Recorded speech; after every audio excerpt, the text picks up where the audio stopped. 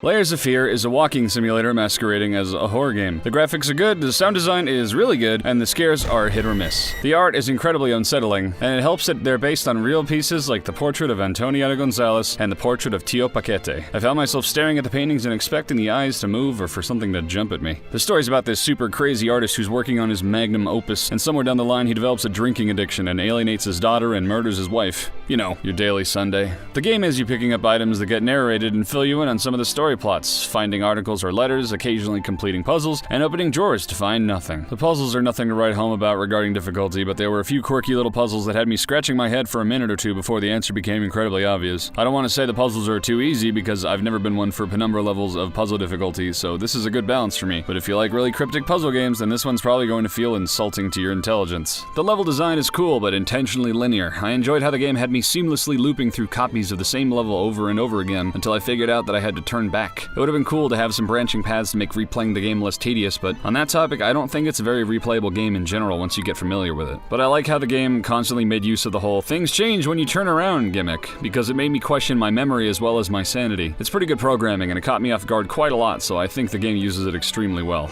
The scares are effective, but they get old pretty quick because a lot of them rely on turning around and seeing stuff behind you. But despite the repetition, the feeling of knowing you could turn around any second and have something pop out at you made me jump a handful of times. Towards the last hour of the game, I was intentionally running into enemies hoping something about the game would change, but the danger was often a scripted event that transitioned into the next area. The game obviously takes a lot of inspiration from PT, and it doesn't seem to do anything new with the things that PT accomplished. It pretty much says, remember the scary ghost of your ex-wife? Yeah, there she is. Oh, and remember the creepy voice in the game? Yeah, it's here too. Hold that pose.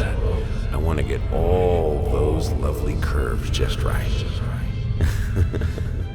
Otherwise, the enemies are just objects flying around the place, doors and windows shutting on you abruptly, and dolls. Is this scary? I've never found this very scary. Like, adding little kids to scary movies is just such a lazy way to make it unsettling. Maybe that's just me. But the sound is really fucking good. Like, I was walking on bottles and shit and it scared me because it sounded so clear, so get good headphones or something. And also the music's that beautiful kind of creepy, where it's mostly gentle humming with simplistic piano melodies. Overall, it's a really nice polished game, but the core gameplay leaves a lot to be desired. It was a fun short little thrill with a coherent story, but as the game reached its conclusion, I found myself getting tired of the unchanging mechanics despite the cool tricks it would occasionally pull off. If it was a bit cheaper, I could justify picking it up, so definitely get it if you're looking for a quick thrill if it's on sale for $15 or less. Rating?